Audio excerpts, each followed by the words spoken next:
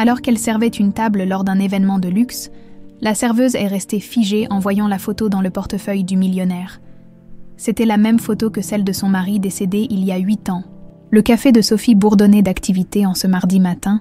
Comme tous les jours de la semaine, Inès Martel slalomait entre les tables avec l'agilité d'une danseuse, 3 assiettes en équilibre sur l'avant-bras gauche et une cafetière dans la main droite. 8 ans de service dans ce petit établissement du 18e arrondissement lui avaient donné une dextérité que même les clients réguliers admiraient. « Voilà votre croque-monsieur, monsieur le roi. Attention, c'est chaud !»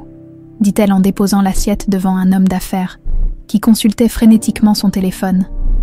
La clochette de l'entrée tinta, et Inès jeta machinalement un coup d'œil vers la porte. Une femme élégante venait d'entrer, accompagnée d'un jeune garçon en uniforme scolaire. Son cœur fit un bond dans sa poitrine. « Jules, tu es en avance. » Le garçon de 12 ans traversa la salle, en évitant soigneusement les tables, et vint embrasser sa mère, ses yeux, d'un bleu intense, les mêmes que ceux de son père, brillaient d'excitation. « Maman, j'ai eu 18-20 en maths. Madame Bonnet a dit que j'étais le meilleur de la classe. » Inès essuya ses mains sur son tablier et ébouriffa tendrement les cheveux de son fils. « C'est formidable, mon chéri. On fêtera ça ce soir. » La femme qui avait accompagné Jules s'approcha avec un sourire bienveillant. « Il a vraiment un don pour les chiffres, ce petit. Merci de l'avoir accompagné, Madame Rousseau. Je vous en prie. Nos enfants prennent le même chemin. Ce n'est vraiment pas un détour. » Sophie émergea de la cuisine, son tablier maculé de farine, et fit un clin d'œil à Jules. « Alors, champion, tu veux ton chocolat chaud habituel ?» Le garçon acquiesça avec enthousiasme, tandis qu'Inès reprenait son service. Elle observait du coin de l'œil son fils qui s'installait au comptoir, sortant ses devoirs comme il le faisait chaque jour après l'école. Cette routine, ils l'avaient établie ensemble après la mort de Damien.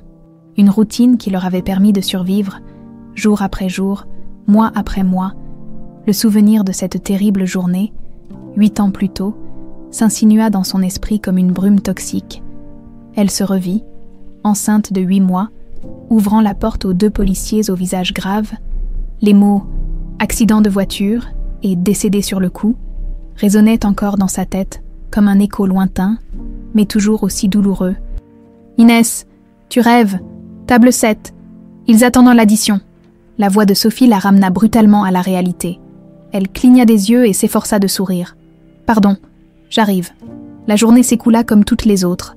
À 16h, elle raccompagna Jules à leur petit appartement à 2 rues du café, l'aida avec ses devoirs restants, prépara le dîner, puis le borda à 21h après avoir lu quelques pages du dernier roman d'aventure qu'ils avaient emprunté à la bibliothèque.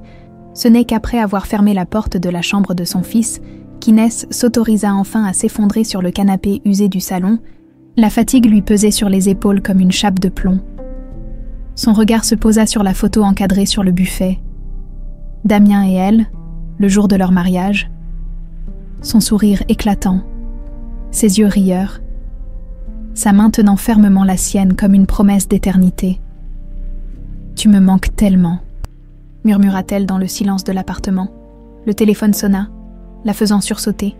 Le nom de Sophie s'affichait sur l'écran. « Allô, Inès, ma belle, j'ai une proposition pour toi. » Sophie parlait avec cette excitation dans la voix qui annonçait généralement une bonne nouvelle. « Je viens de recevoir un appel d'un ancien client qui cherche du personnel pour un événement de prestige à Versailles ce week-end. C'est très bien payé. Presque 300 € pour la soirée. Je lui ai parlé de toi. » Inès sentit une vague d'espoir. 300 € représentèrent les 2 tiers de son loyer mensuel. « Sophie, c'est génial. Mais Jules, j'ai pensé à tout. Ma mère peut le garder samedi soir. Tu sais qu'elle l'adore. » Inès hésita un instant. Les fins de semaine étaient les seuls moments où elle pouvait vraiment profiter de son fils. Mais l'opportunité était trop belle pour être refusée. « D'accord, merci Sophie. Je ne sais pas ce que je ferais sans toi. On est là pour ça, ma belle. Je t'enverrai tous les détails par message. Sois élégante mais sobre. C'est un événement très chic. » Après avoir raccroché, Inès resta un moment immobile, le téléphone à la main. Cette soirée à Versailles serait une bouffée d'air frais dans son quotidien morose. Elle se rendit dans la petite chambre qu'elle occupait et ouvrit son armoire pour inspecter ses tenues. Au fond, dans une housse de protection, se trouvait la robe noire qu'elle avait portée aux funérailles de Damien. Elle ne l'avait jamais remise depuis. « Ce sera parfait. murmura-t-elle en la sortant délicatement. Cette nuit-là, Inès fit un rêve étrange. Damien était assis au bord de leur lit, lui caressant les cheveux comme il le faisait souvent.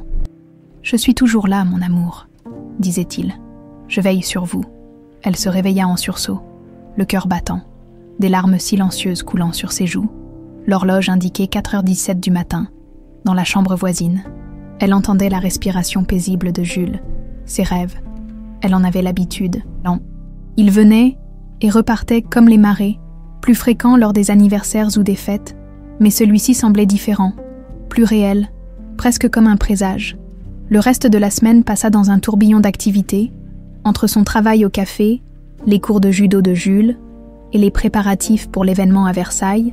Inès avait à peine le temps de reprendre son souffle. Samedi arriva enfin. Après avoir déposé Jules chez la mère de Sophie, elle prit le RER jusqu'à Versailles, où une navette attendait le personnel de service. En entrant dans l'immense salle de réception dorée du château, Inès sentit son souffle se couper. Des lustres en cristal illuminaient un décor digne des plus grands contes de fées. Les invités, vêtus de tenues haute couture et parés de bijoux étincelants, évoluaient dans cet univers comme s'ils y étaient nés. « Mademoiselle Martel » l'interpella le maître d'hôtel. « Vous servirez la section C. Table 10 à 15, ce sont des invités très importants, dont Monsieur Lemoine, l'organisateur de l'événement. Soyez irréprochable. » Inès acquiesça, intimidée. Sophie lui avait parlé de Marc Lemoine, un homme d'affaires influent dont la fortune se comptait en milliards. Elle ajusta son nœud papillon, lissa sa robe et se dirigea vers le secteur qui lui était attribué, plateau à la main. La soirée venait à peine de commencer, et pourtant, Inès ignorait encore qu'elle marquerait un tournant irréversible dans sa vie, que dans quelques heures, le fantôme du passé qu'elle croyait à jamais perdu reviendrait la hanter de la manière la plus inattendue qui soit. Le champagne coulait à flots dans les coupes en cristal que les serveurs distribuaient avec élégance. Inès évoluait entre les tables avec une assurance professionnelle, même si intérieurement, elle se sentait comme une intruse dans ce monde de luxe et de privilèges. Sa section comprenait 5 tables rondes drapées de nappes immaculées, ornées de centres de table somptueux, composés d'orchidées blanches et de roses pâles. Monsieur désire-t-il du champagne, ou préfère-t-il commencer par un apéritif ? Demanda-t-elle à un homme d'une 50aine d'années à la table 12. Du champagne, bien sûr, c'est une célébration, après tout, répondit-il avec un sourire condescendant, sans même lui accorder un regard. À la table 14, Marc Lemoine n'était pas encore arrivé. Son nom, calligraphié avec soin sur un petit carton doré, trônait devant une chaise vide. Inès avait vu sa photo dans la presse à plusieurs reprises. Un homme à l'allure distinguée, la quarantaine élégante, toujours impeccablement vêtu. Vers 22h, un murmure parcourut la salle. Marc Lemoine venait de faire son entrée, accompagné d'une femme sublime dans une robe émeraude. Inès l'observa discrètement tandis qu'il saluait ses invités, embrassait des joues, serrait des mains. Il dégageait cette aura magnétique propre aux hommes de pouvoir, un mélange de charisme naturel et d'autorité tranquille. Lorsqu'il s'installa enfin à sa table, Inès s'approcha avec une bouteille de Dom Pérignon millésimée. « Bonsoir, monsieur. Champagne. » Marc leva les yeux vers elle et lui adressa un sourire courtois. « Avec plaisir, mademoiselle. » Il y avait quelque chose de familier dans son regard, une lueur qu'Inès ne parvenait pas à identifier. Troublée, elle servit les flûtes avec une légère hésitation qui ne lui ressemblait pas. En se penchant pour servir la femme qui accompagnait Marc, elle remarqua que celui-ci avait posé son portefeuille sur la table. Un geste anodin, probablement, mais le portefeuille en cuir noir était entrouvert, laissant apparaître une photo dans l'une des pochettes transparentes. Le temps sembla se figer, le bruit ambiant, conversations animées, rires cristallins, tintements des couverts, s'estompa jusqu'à disparaître complètement. Inès sentit son cœur s'arrêter, puis repartir à un rythme effréné. La photo, bien que partiellement visible, montrait clairement 2 hommes bras dessus, bras dessous, tout sourire devant ce qui semblait être un chalet de montagne. L'un était Marc Lemoine, l'autre, « Mademoiselle, vous allez bien ?» La voix de Marc la ramena brutalement à la réalité. La bouteille, qu'elle tenait toujours en l'air, tremblait dangereusement entre ses doigts devenus moites. « Oui, pardonnez-moi », balbutia-t-elle en terminant rapidement le service avant de s'éloigner. Elle se précipita vers les cuisines, le souffle court. Les jambes flageolantes, ce n'était pas possible. L'homme sur la photo, cette petite cicatrice au-dessus du sourcil droit, ce sourire légèrement asymétrique, ses yeux d'un bleu intense, c'était Damien, son mari, mort depuis 8 ans. Inès, tu as l'air d'avoir vu un fantôme, s'inquiéta Lucie, une autre serveuse. Un fantôme. C'était exactement ça. Inès s'appuya contre le mur carrelé des cuisines, essayant de reprendre ses esprits.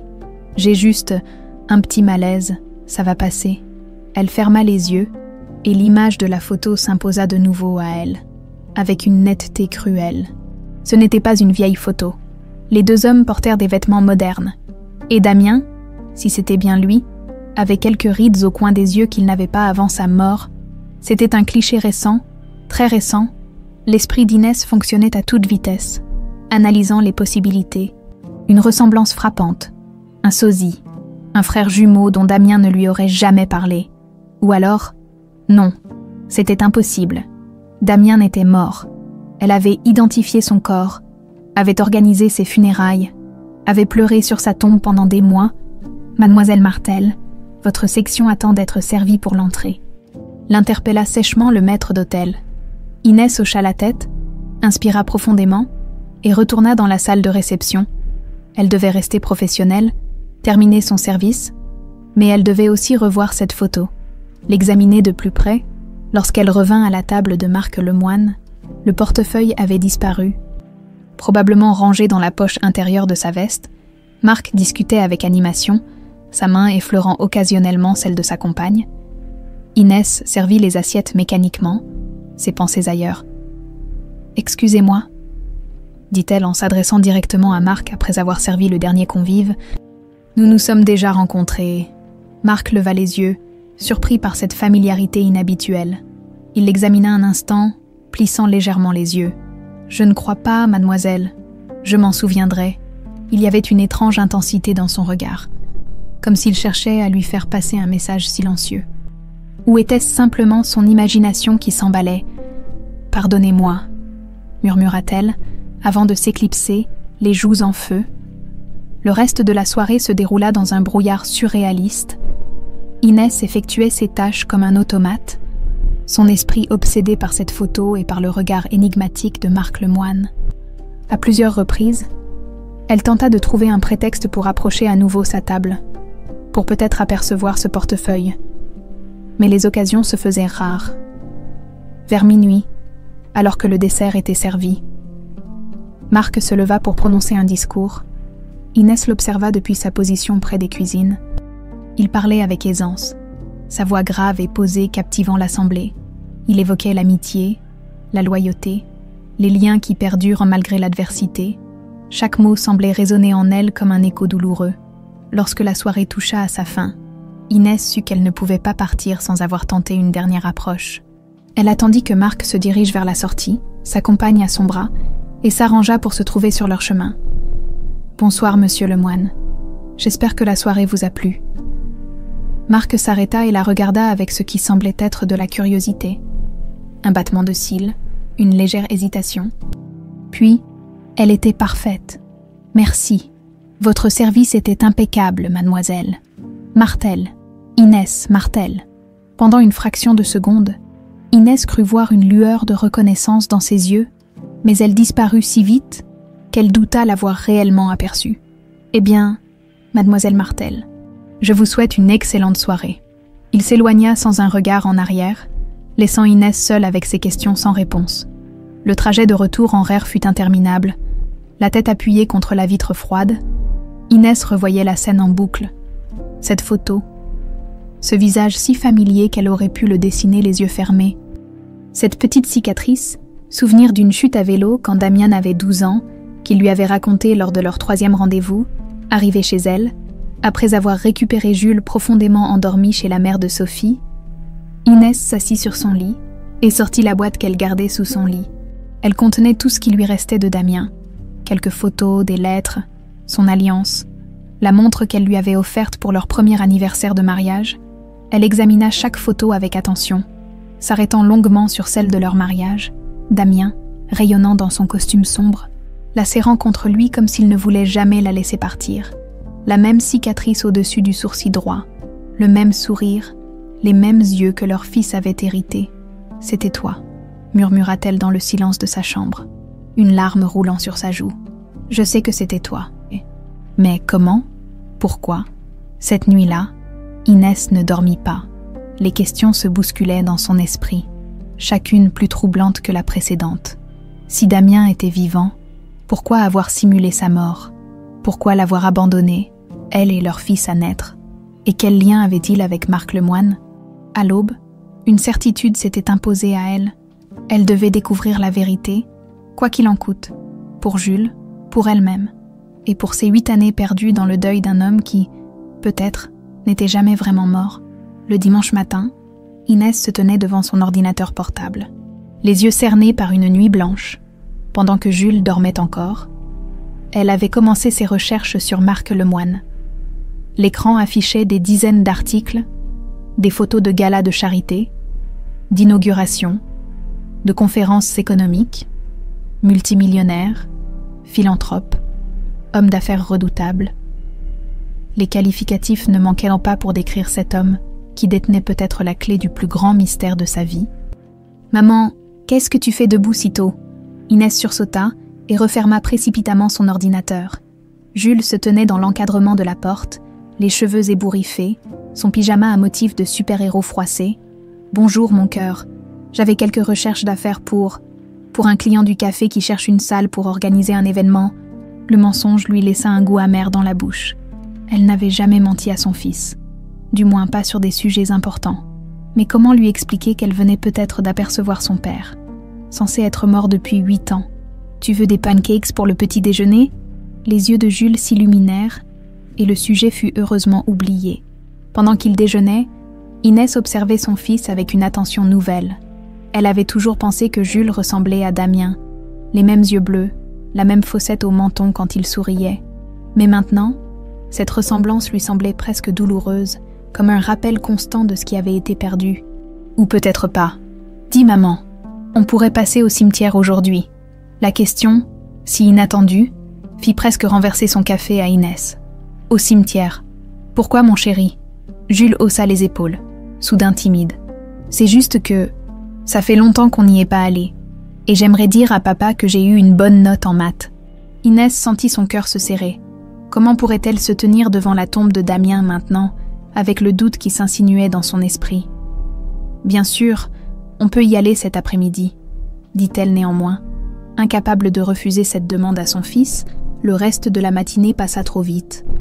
Après avoir déposé Jules chez un ami pour quelques heures, Inès retourna à ses recherches.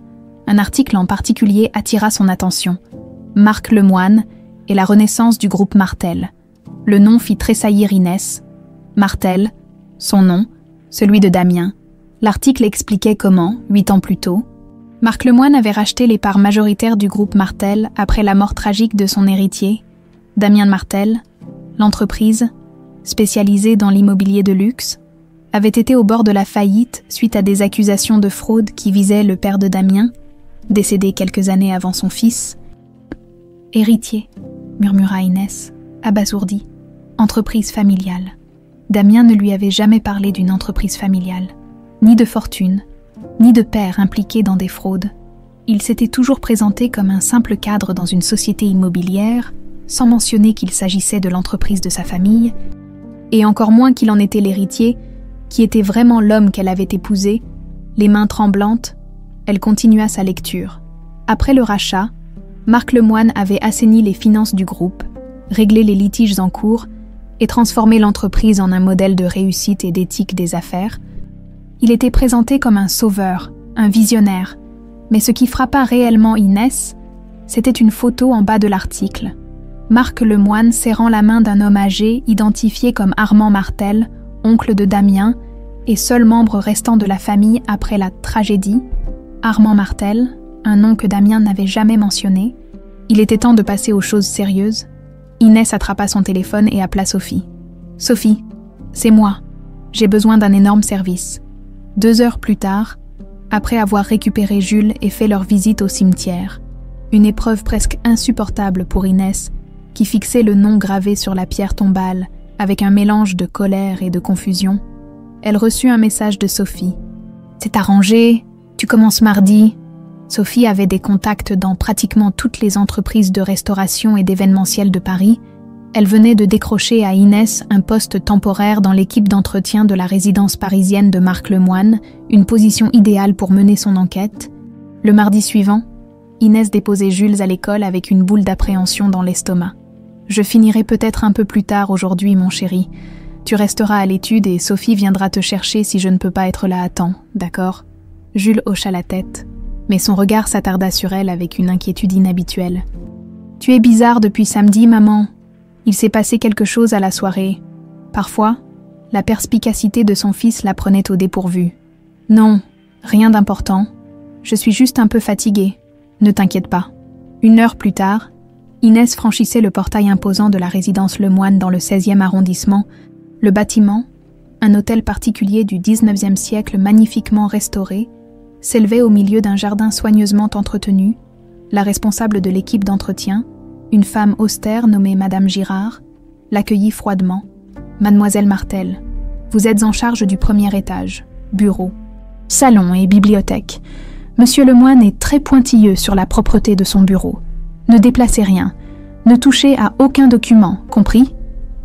Inès acquiesça docilement, cachant son excitation. Le bureau, exactement là où elle voulait commencer ses recherches, les premières heures furent décevantes. Le bureau, bien que luxueux, était impeccablement rangé et ne contenait rien de personnel, hormis quelques photos de Marc lors d'événements officiels. Aucune trace de Damien. Vers midi, alors qu'elle polissait méticuleusement un meuble en acajou, la porte du bureau s'ouvrit brusquement. Marc Lemoine entra. Téléphone à l'oreille, visiblement préoccupé, il s'arrêta net en apercevant Inès. « Je vous rappelle », dit-il rapidement avant de raccrocher. Le silence qui suivit était chargé d'une tension presque palpable. Marc l'observait avec une intensité troublante. « Mademoiselle Martel, quelle surprise !» Il se souvenait de son nom. Inès sentit son cœur s'accélérer. « Monsieur Lemoine, j'ai pris ce poste temporairement. Une serveuse lors de mon gala, femme de ménage dans ma maison. Vous avez des emplois très variés. » Son ton était légèrement moqueur, mais son regard restait sérieux, presque calculateur. « Les fins de mois sont difficiles, » répondit-elle simplement. Marc hocha la tête, puis s'approcha de son bureau. Il semblait hésiter, comme s'il pesait le pour et le contre d'une décision importante. « J'ai l'impression que nous avons une connaissance commune, mademoiselle Martel. » Le souffle d'Inès se bloqua dans sa gorge. Allait-il mentionner Damien? « J'ai rencontré beaucoup de gens dans ma vie, monsieur Lemoine. C'est possible. » Marc ouvrit un tiroir de son bureau et en sortit une enveloppe qu'il lui tendit. « Je pense que ceci pourrait vous intéresser, mais je vous conseille de l'ouvrir quand vous serez seul. » Inès prit l'enveloppe d'une main tremblante. Son nom y était inscrit dans une écriture qu'elle ne connaissait que trop bien. Avant qu'elle ne puisse dire quoi que ce soit, la porte s'ouvrit à nouveau et une femme élégante entra. « Marc, Oh, pardonnez-moi, je ne savais pas que vous étiez occupé. » La femme dévisagea Inès avec curiosité. Elle était magnifique, avec des traits fins et aristocratiques qui lui rappelaient vaguement quelqu'un. « Ce n'est rien, Gisèle. Je vous présente Mademoiselle Martel, notre nouvelle employée d'entretien. Mademoiselle Martel, voici Gisèle Martel, une proche collaboratrice. » Martel, le nom résonna comme un coup de tonnerre dans l'esprit d'Inès. Gisèle Martel, la sœur de Damien. Il lui avait parlé d'une sœur, mais ne l'avait jamais présentée à Inès, prétextant qu'elles étaient brouillées. Encore un mensonge. Gisèle lui serra la main avec un sourire poli, sans montrer le moindre signe de reconnaissance. Soit elle ignorait qui était Inès, soit elle était excellente comédienne, enchantée, murmura Inès, glissant discrètement l'enveloppe dans la poche de son uniforme. Lorsqu'elle quitta la résidence Lemoine ce soir-là, Inès avait l'impression que le sol se dérobait sous ses pieds. L'enveloppe, qu'elle n'avait pas encore osé ouvrir, semblait brûler à travers le tissu de son manteau. Mais plus troublant encore, était la sensation persistante d'être observée. Plusieurs fois dans la journée, elle avait aperçu une silhouette masculine à la fenêtre du jardin, comme si quelqu'un la surveillait de loin, et sur le chemin du retour, elle aurait juré qu'une voiture noire la suivait, s'arrêtant quand elle s'arrêtait, redémarrant quand elle reprenait sa route, Ce soir-là, en bordant Jules, Inès remarqua pour la première fois la peur qui s'insinuait en elle. Elle venait peut-être d'ouvrir une boîte de Pandore dont elle ne pourrait plus refermer le couvercle. Ce n'est que bien après avoir couché Jules qu'Inès trouva le courage d'ouvrir l'enveloppe. Assise à sa petite table de cuisine, une tasse de thé refroidissant devant elle, elle contemplait son nom écrit de cette écriture qu'elle aurait reconnue entre mille. Les doigts tremblants, elle décacheta finalement l'enveloppe et en sortit une simple feuille de papier. « Inès, si tu lis ces mots, c'est que tu m'as vue. Ne cherche pas à me retrouver. C'est trop dangereux. Fais-moi confiance une dernière fois, D. Pas de « je t'aime », pas d'explication, pas d'excuse pour 8 années d'absence. Juste cet avertissement laconique, presque froid. Inès sentit la colère monter en elle, remplaçant le choc initial. Comment osait-il, après tout ce temps, après l'avoir laissé pleurer sur une tombe vide, élever leur fils seul, lutter chaque jour pour survivre? Comment osait-il lui demander de faire confiance? Elle froissa rageusement la note, puis la déplia aussitôt pour la relire. Un détail attira son attention. Le papier, d'une qualité exceptionnelle, portait en filigrane un monogramme. ML, Marc Lemoine, ce qui signifiait que la note avait été écrite récemment, probablement dans le bureau même où elle faisait le ménage. Damien était proche, peut-être même dans cette maison où elle avait passé la journée. Le lendemain, c'est avec une détermination renouvelée qu'Inès retourna à la résidence Lemoine. Cette fois, elle ne se contenterait pas de dépoussiérer des bibelots. Elle fouillerait méthodiquement chaque recoin accessible. L'opportunité se présenta en milieu de matinée. Marc était parti pour une réunion et Madame Girard supervisait une livraison au rez-de-chaussée. Inès se glissa dans le bureau, verrouilla discrètement la porte derrière elle et commença son investigation. Les tiroirs du bureau étaient verrouillés, mais les étagères de la bibliothèque regorgèrent de classeurs soigneusement étiquetés. Elle parcourut rapidement les titres. Acquisition 2023, projet Moyen-Orient, contentieux en cours, rien qui semblait lié à Damien ou à la famille Martel. Elle allait abandonner quand son regard tomba sur un coffre-fort dissimulé derrière un tableau représentant un paysage toscan. Bien sûr, elle n'avait aucun moyen de l'ouvrir, mais sa découverte confirmait que Marc Lemoine avait des secrets à protéger. « Que faites-vous exactement ?» La voix la fit sursauter violemment. Marc se tenait dans l'encadrement de la porte, son expression illisible. « Je nettoyais le cadre », balbutia Inès, reculant instinctivement. La porte n'était pas censée être verrouillée. Je ne sais pas comment. Épargnez-moi vos mensonges, Madame Martel. Nous savons tous les deux pourquoi vous êtes ici.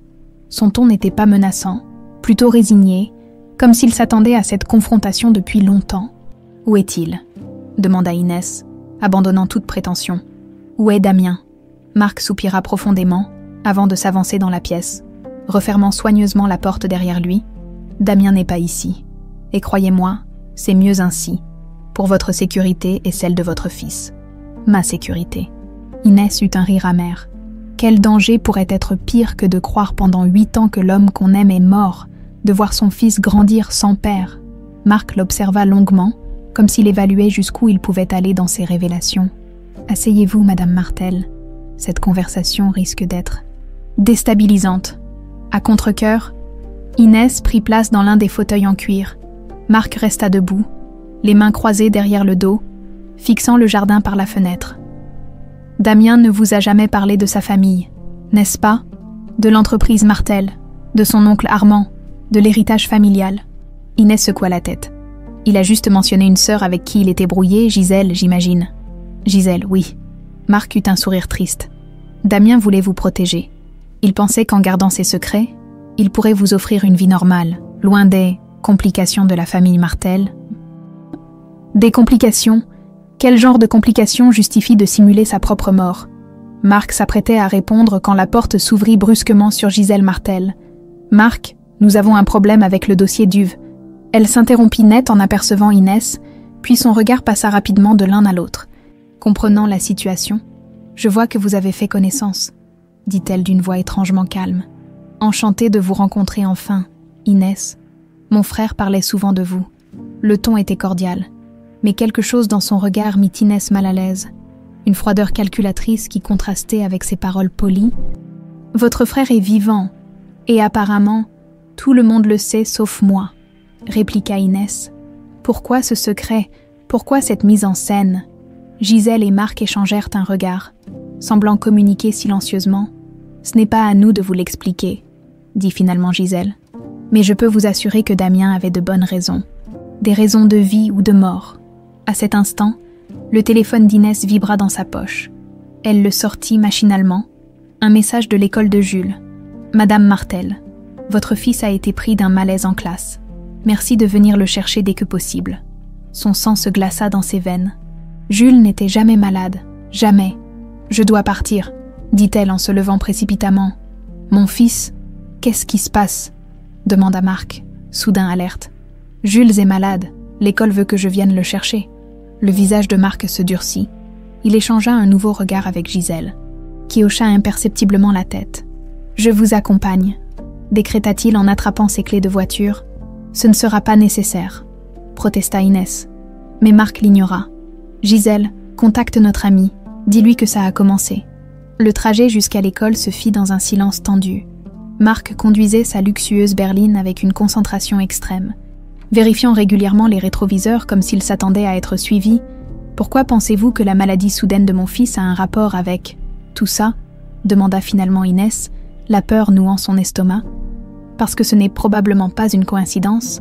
Armand a toujours su frapper là où ça fait mal. »« Armand, l'oncle de Damien. » Marc serra les dents. « L'oncle de Damien, oui, est l'homme le plus dangereux que j'ai jamais rencontré. À l'école, ils trouvèrent Jules allongé à l'infirmerie, le teint pâle et les yeux vitreux. L'infirmière expliqua qu'il avait vomi 2 fois et se plaignait de maux de tête violents. « Ah, a-t-il mangé quelque chose d'inhabituel ce matin ?» demanda-t-elle. Inès secoua la tête, tenant la main moite de son fils. « Juste son petit déjeuner habituel, des céréales et un jus d'orange. »« Le jus d'orange » murmura Marc. « C'était une brique neuve. »« Oui, je l'ai ouverte ce matin. »« Pourquoi ?» Sans répondre, Marc se tourna vers l'infirmière. « Ce garçon doit être transporté immédiatement à l'hôpital. Je soupçonne un empoisonnement. » Les heures qui suivirent furent un tourbillon confus pour Inès. L'ambulance, l'arrivée aux urgences, les médecins qui s'affairaient autour de Jules, les prises de sang, les questions incessantes.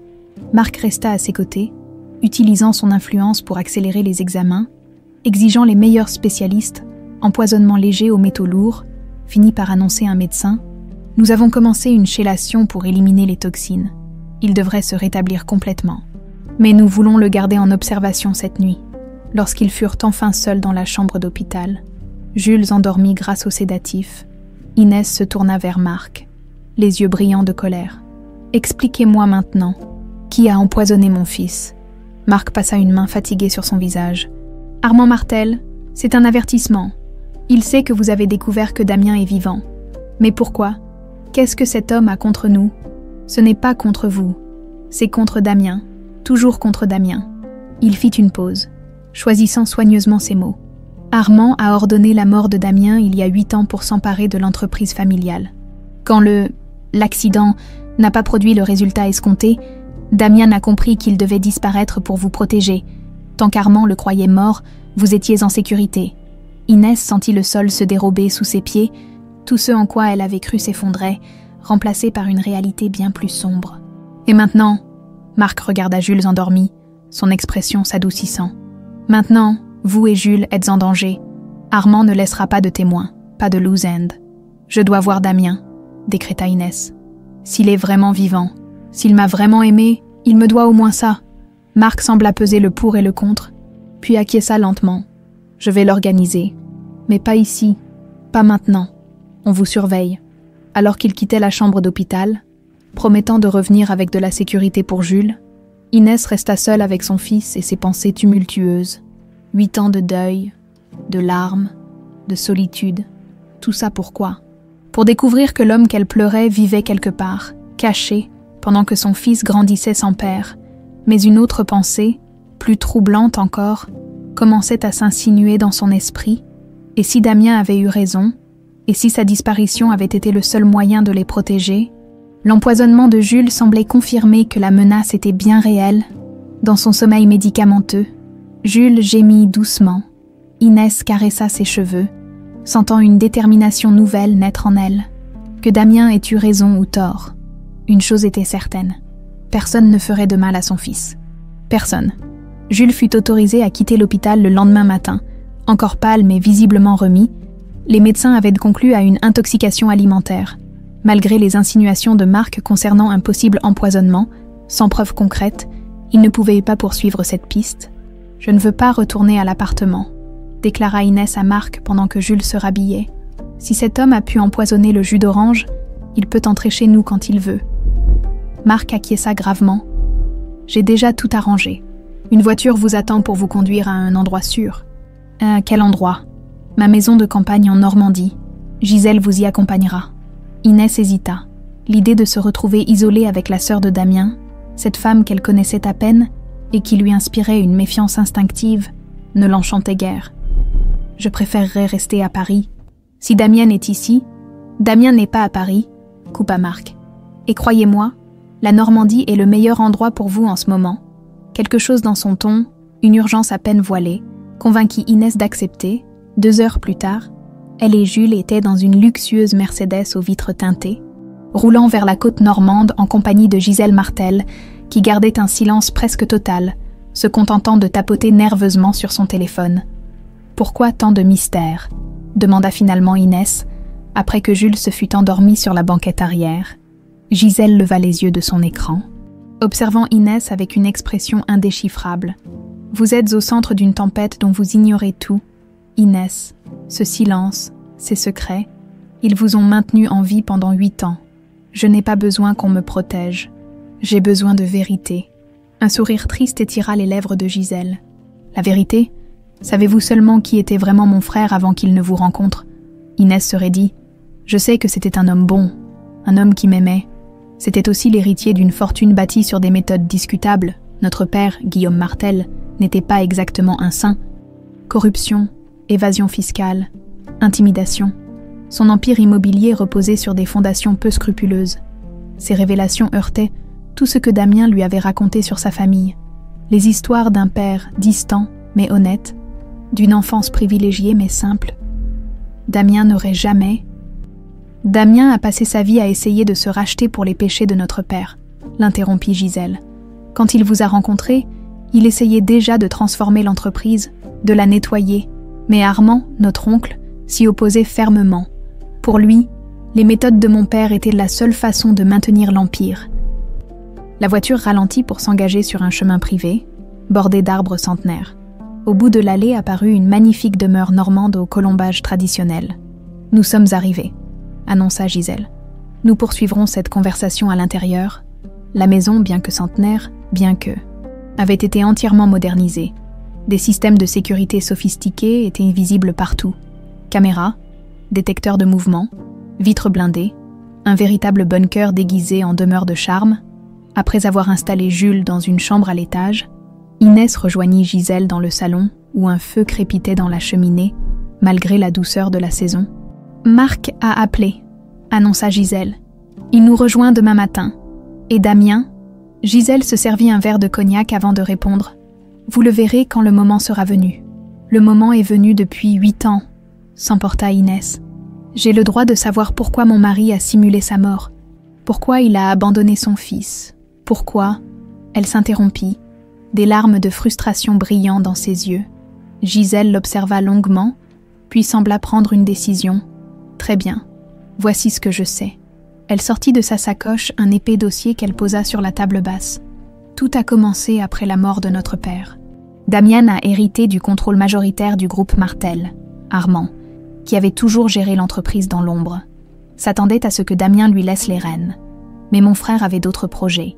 Il voulait assainir les finances, dénoncer certaines pratiques frauduleuses, collaborer avec les autorités pour régulariser la situation.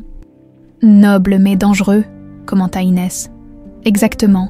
Armand a d'abord tenté de le dissuader, puis de le menacer. Quand Damien est resté inflexible, Armand a compris qu'il n'avait qu'une solution, éliminer l'obstacle. » Elle ouvrit le dossier, révélant des photos, des rapports, des documents officiels. L'accident de voiture. C'était une tentative de meurtre. Gisèle acquiesça gravement. La voiture de Damien a été sabotée, mais par un miracle que je ne m'explique toujours pas, il a survécu, grièvement blessé, mais vivant. Marc, qui était son ami depuis l'université, l'a trouvée et l'a cachée avant qu'Armand ne découvre que sa tentative avait échoué. Et l'identification du corps, j'ai vu, j'ai reconnu. Ce que vous avez vu était un corps défiguré par l'accident et l'incendie qui a suivi. Le médecin légiste était à la solde d'Armand. La falsification des dossiers n'a pas été difficile.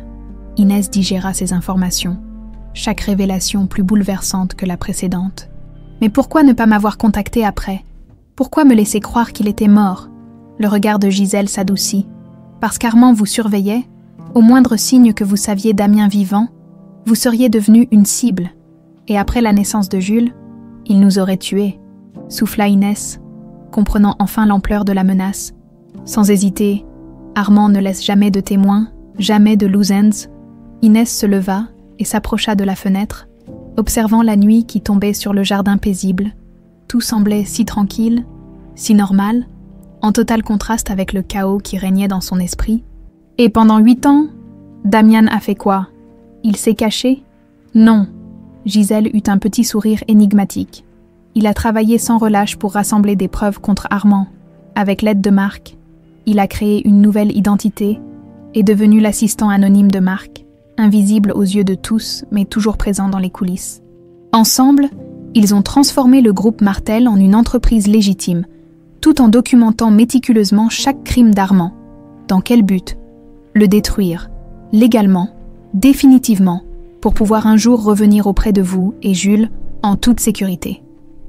Ces mots, prononcés avec une conviction tranquille, firent naître un espoir qu'Inès s'était longtemps interdit de ressentir. Et maintenant, nous sommes proches du but, mais votre découverte a précipité les choses. Armand sait que nous sommes sur le point de le faire tomber. L'empoisonnement de Jules était un avertissement, sa façon de dire qu'il est prêt à tout. Un bruit à l'étage les fit sursauter. Gisèle se précipita vers l'escalier, suivie de près par Inès. Elles trouvèrent Jules dans le couloir, l'air désorienté. « Maman, où sommes-nous » Inès le serra contre elle, soulagée. « Dans un endroit sûr, mon chéri, tu te sens mieux ?» L'enfant hocha la tête. Puis son regard se posa sur Gisèle. « Qui êtes-vous » Un sourire chaleureux illumina le visage habituellement austère de Gisèle. « Je m'appelle Gisèle. Je suis une amie de ta maman. » Jules l'observa avec curiosité. « Vous avez les mêmes yeux que moi. » Cette simple remarque figea les deux femmes. C'était vrai. Gisèle avait les mêmes yeux bleus intenses que Damien, que Jules. « C'est parce que... » commença Gisèle, hésitante. « C'est parce que Gisèle est ta tante, » compléta Inès, prenant une décision impulsive. « La sœur de ton père. » Jules écarquilla les yeux, visiblement déstabilisé par cette révélation. « Mais papa est mort. » Inès et Gisèle échangèrent un regard lourd de sens. Ce n'était ni le lieu, ni le moment pour la vérité complète.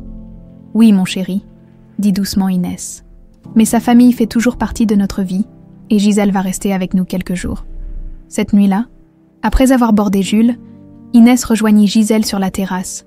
La femme contemplait les étoiles, un verre à la main. « Merci de ne pas lui avoir dit pour Damien, » murmura Gisèle. « Ce serait trop dangereux pour lui de savoir pour l'instant. Je ne sais pas combien de temps je pourrais lui cacher la vérité. Il mérite de savoir que son père est vivant. Bientôt, » promit Gisèle. « Très bientôt. » Alors qu'elles restaient là, silencieuses sous le ciel étoilé, Inès sentit qu'un lien fragile commençait à se tisser entre elles. Deux femmes unies par leur amour pour le même homme, pour le même enfant. « Sophie sait, » dit soudain Gisèle. « Votre amie, la propriétaire du café, elle a toujours su que Damien était vivant. » Cette révélation frappa Inès comme un coup de poing. Sophie, sa meilleure amie, sa confidente, celle qui l'avait soutenue pendant toutes ces années de deuil, lui avait menti. Comment? Pourquoi? Parce qu'elle est liée à cette histoire bien plus que vous ne l'imaginez, répondit Gisèle énigmatiquement. Bien plus que quiconque ne l'imagine. L'aube se levait à peine lorsqu'une voiture apparut dans l'allée de la propriété.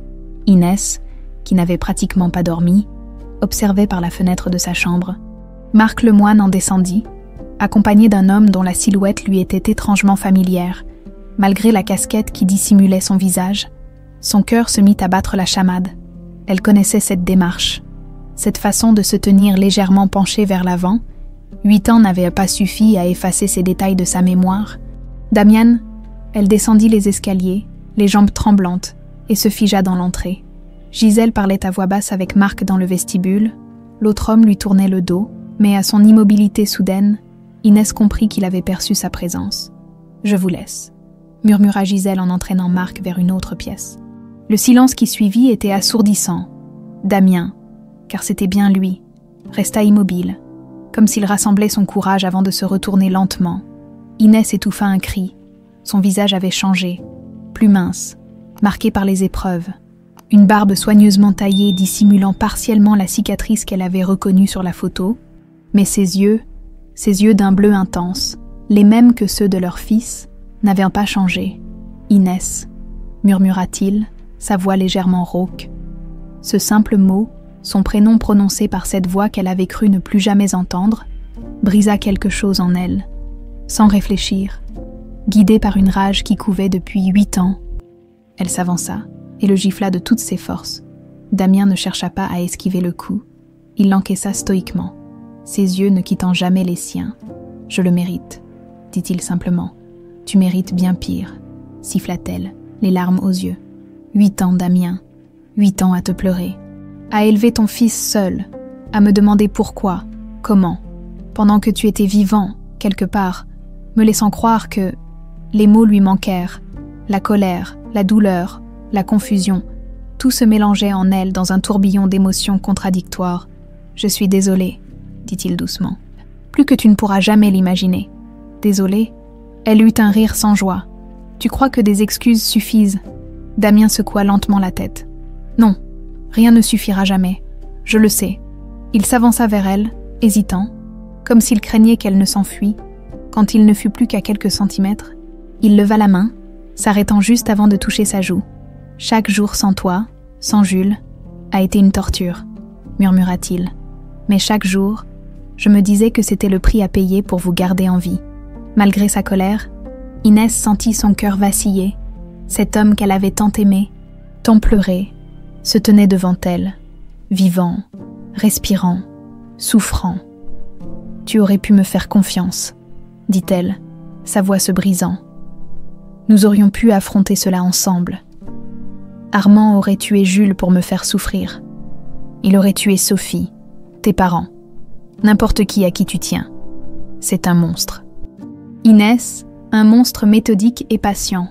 Un bruit dans l'escalier les fit sursauter.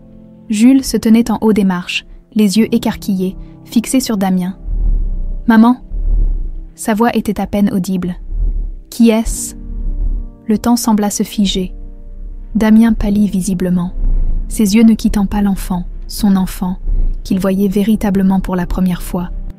Inès ouvrit la bouche pour répondre, mais les mots restèrent coincés dans sa gorge. Comment expliquer l'inexplicable à un enfant de 12 ans ?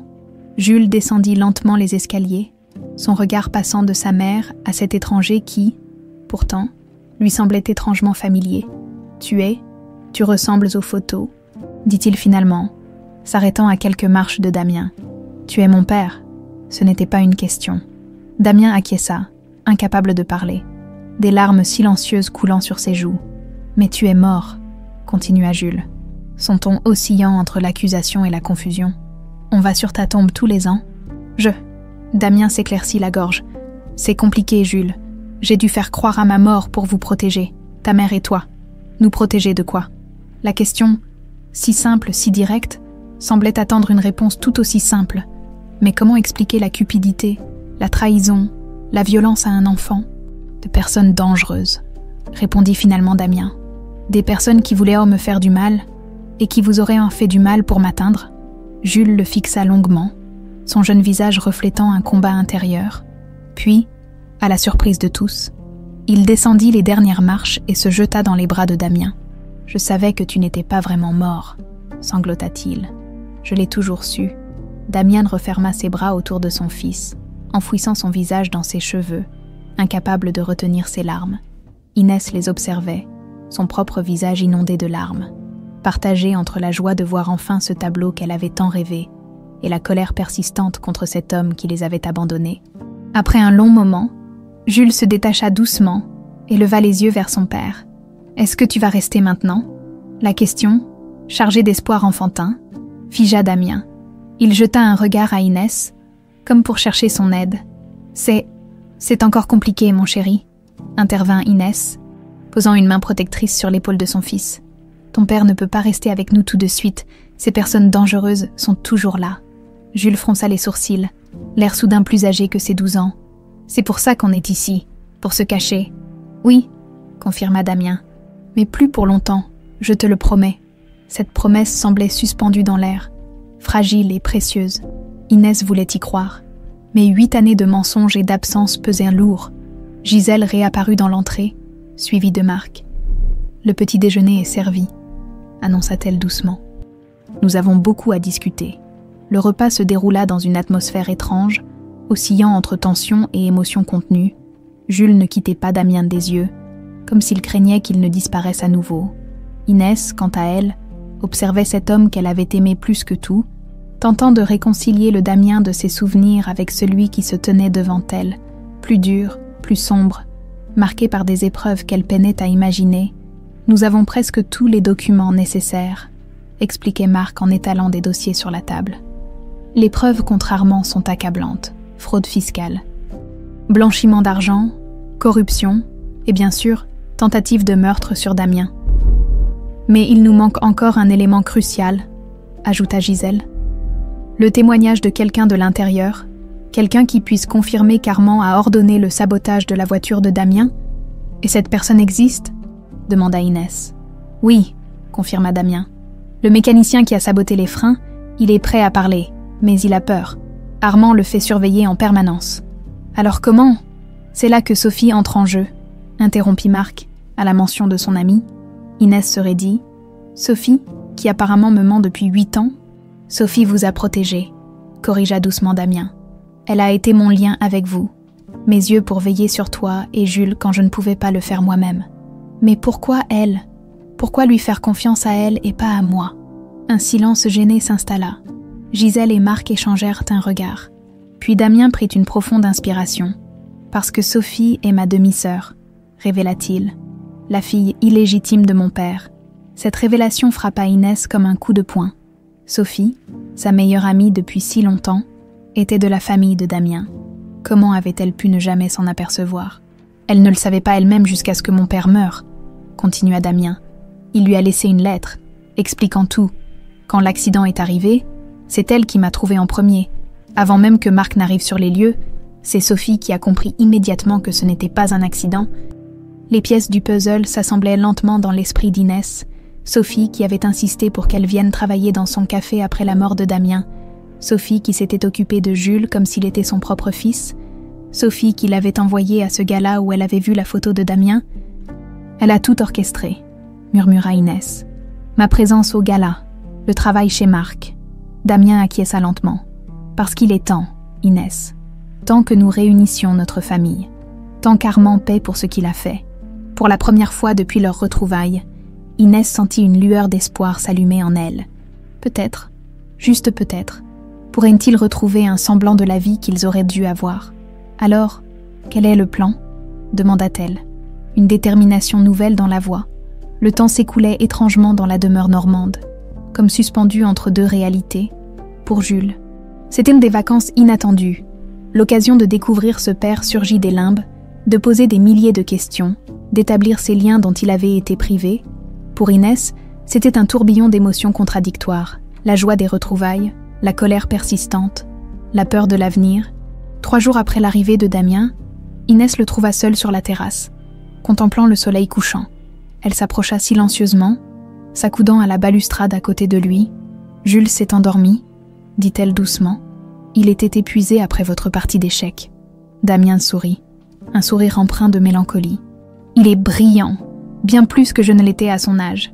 Il tient ça de toi, cette façon d'analyser les situations, de voir plusieurs coups à l'avance. » Un silence confortable s'installa entre eux, comme un écho de leur intimité passée. « Je ne t'ai pas tout dit », murmura finalement Damien. Sur la raison pour laquelle Armand voulait me tuer, Inès se tourna vers lui, attentive, malgré les explications des derniers jours. Elle sentait qu'il y avait encore des zones d'ombre. C'était plus qu'une simple question d'héritage, n'est-ce pas ? Damien acquiesça lentement. « Quand mon père est mort, j'ai découvert des documents dans son bureau. Des preuves qu'Armand avait détourné des millions d'euros de l'entreprise, qu'il blanchissait de l'argent pour des organisations criminelles à travers nos projets immobiliers. Il fit une pause, comme pour rassembler ses pensées. Et pire encore, j'ai trouvé des indices suggérant qu'Armand pourrait être impliqué dans la mort de mon père. Cette révélation frappa Inès de plein fouet. « Tu penses qu'il a tué ton père ? Je n'en ai pas la certitude absolue, mais les circonstances de sa mort, une crise cardiaque soudaine alors qu'il était en parfaite santé, ont toujours semblé suspectes. Et j'ai découvert qu'Armand avait accès à des substances indétectables qui peuvent provoquer ce genre de symptômes. Pourquoi n'avoir jamais porté ces accusations devant la justice ? » Damien eut un rire amer. « Avec quelle preuve ? Tous les documents que j'avais rassemblés ont disparu dans l'incendie de ma voiture. Et Armand avait des relations partout. Police, justice, politique. Il était intouchable. » Inès comprenait mieux maintenant pourquoi Damien avait choisi cette voie dramatique. Simuler sa mort. Disparaître, face à un adversaire aussi puissant, aussi impitoyable. Les options étaient limitées. Et maintenant, qu'est-ce qui a changé ? Marc, répondit simplement Damien. Il a utilisé sa propre fortune et influence pour infiltrer progressivement l'entreprise, pour gagner la confiance d'Armand, tout en documentant chacun de ses crimes. Et Sophie a réussi à localiser le mécanicien qui a saboté ma voiture. Il vit sous une fausse identité en Espagne, mais il est prêt à témoigner. Le téléphone de Damien vibra. Il consulta l'écran et fronça les sourcils. C'est Marc. Armand a programmé une réunion extraordinaire du conseil d'administration pour demain. Il soupçonne quelque chose. Inès sentit un frisson d'inquiétude la parcourir. Est-ce que ça change nos plans ? Ça les accélère. Damien se tourna vers elle, son expression soudain grave. Inès, je dois retourner à Paris ce soir. Si Armand fait le lien entre ma disparition et la tienne, s'il comprend que nous sommes en contact, je viens avec toi, décréta-t-elle. Damien secoua énergiquement la tête. C'est trop dangereux, toi et Jules. Vous devez rester ici avec Gisèle. Non, la fermeté de sa voix surprit Damien. Je ne te laisserai pas disparaître à nouveau, si nous devons affronter Armand. Nous le ferons ensemble. Avant qu'il ne puisse protester davantage, la porte de la terrasse s'ouvrit sur Jules. L'enfant, en pyjama, les observait avec une expression que seul un enfant qui a grandi trop vite peut avoir. « Vous vous disputez ?» demanda-t-il d'une petite voix. Inès s'approcha de lui, passant un bras autour de ses épaules. « Non, mon chéri, nous discutons juste de ce qu'il faut faire maintenant. Papa va repartir, c'est ça ?» La perspicacité de Jules les surprenait toujours. Damien s'agenouilla devant son fils, le regardant droit dans les yeux. « Oui, mais juste pour quelques jours. Le temps de régler définitivement cette situation. Ensuite, je te promets que nous serons ensemble, pour toujours. » Les yeux de Jules s'emplirent de larmes. « Tu promets que tu reviendras. Je te le jure. » Damien sortit de sa poche une montre en argent, celle qu'Inès lui avait offerte pour leur premier anniversaire de mariage. « Tiens, garde-la jusqu'à mon retour. C'est la preuve que je reviendrai toujours. » Jules prit la montre avec révérence, la serrant contre lui. « D'accord, mais promets d'être prudent. » La scène brisa le cœur d'Inès. Cet enfant qui venait à peine de retrouver son père devait déjà envisager une nouvelle séparation. « Je viens avec toi », répéta-t-elle à Damien après avoir recouché Jules. « Il n'est pas question que je reste ici à attendre. J'ai fait ça pendant 8 ans. C'est terminé. » Face à sa détermination, Damien capitula finalement. Ils partirent au petit matin, laissant Jules sous la protection de Gisèle et de 2 gardes du corps engagés par Marc. Le trajet vers Paris fut silencieux, chacun perdu dans ses pensées. À mesure qu'ils approchèrent de la capitale, Inès sentait la tension monter en Damien. Ce retour sur le devant de la scène, après tant d'années dans l'ombre, représentait un risque énorme. Ils arrivèrent à l'appartement de Marc en début d'après-midi. Sophie les y attendait, nerveuse et pâle. « Inès ?» commença-t-elle, visiblement mal à l'aise. « Pas maintenant, Sophie », coupa Inès. Elle n'était pas prête à aborder les 8 années de mensonges de sa soi-disant meilleure amie. Marc les conduisit dans son bureau où divers documents étaient étalés sur une grande table. « Voici ce que nous avons », expliqua-t-il. « Preuve de fraude fiscale, de détournement de fonds, de blanchiment d'argent, et ceci. » Il leur montra un rapport d'expertise indépendant sur l'accident de Damien. Sabotage confirmé des freins et du système d'airbag. « Et le mécanicien ?» demanda Damien. Il arrive demain matin, Sophie a arrangé son transfert depuis l'Espagne. Sophie, restée en retrait jusque-là, s'avança. Il a peur, mais il est déterminé à témoigner. si nous pouvons le présenter aux autorités avant qu'Armand ne l'apprenne. Armand a des informateurs partout, rappela Damien. Dès que ce mécanicien posera le pied à Paris, il le saura. C'est pourquoi nous devons agir vite, intervint Marc. La réunion du conseil est demain à 14h. Si nous pouvons confronter Armand avec les preuves et le témoignage du mécanicien simultanément, il n'aura pas le temps de réagir. Un frisson parcourut Inès. Tout cela ressemblait à un piège se refermant lentement, mais qui serait pris au piège, eux ou Armand. Et si ça échoue, demanda-t-elle. Si Armand parvient à s'échapper, à discréditer les preuves, un silence pesant s'installa. C'était la question que personne ne voulait poser. Alors nous devrons disparaître, répondit finalement Damien. Tous, changer d'identité, quitter le pays, recommencer ailleurs. Cette perspective, fuir, abandonner tout ce qu'ils connaissaient, semblait presque aussi terrible qu'affronter Armand. Mais pour Jules, pour leur famille enfin réunie, Inès était prête à tout. Le soir venu, après que Sophie et Marc furent partis préparer l'arrivée du témoin, Inès et Damien se retrouvèrent seuls dans l'appartement. La tension des derniers jours, l'incertitude de l'avenir, les émotions refoulées, tout semblait cristallisé dans ce moment. « Je suis désolée », murmura Damien, brisant le silence. « Pour tout, pour ces 8 années perdues, pour n'avoir pas eu confiance en toi, pour avoir manqué voir Jules grandir. » Inès le regarda, vraiment le regarda, pour la première fois depuis leur retrouvaille. L'homme qu'elle avait épousé était toujours là, quelque part derrière ses yeux assombris par les épreuves.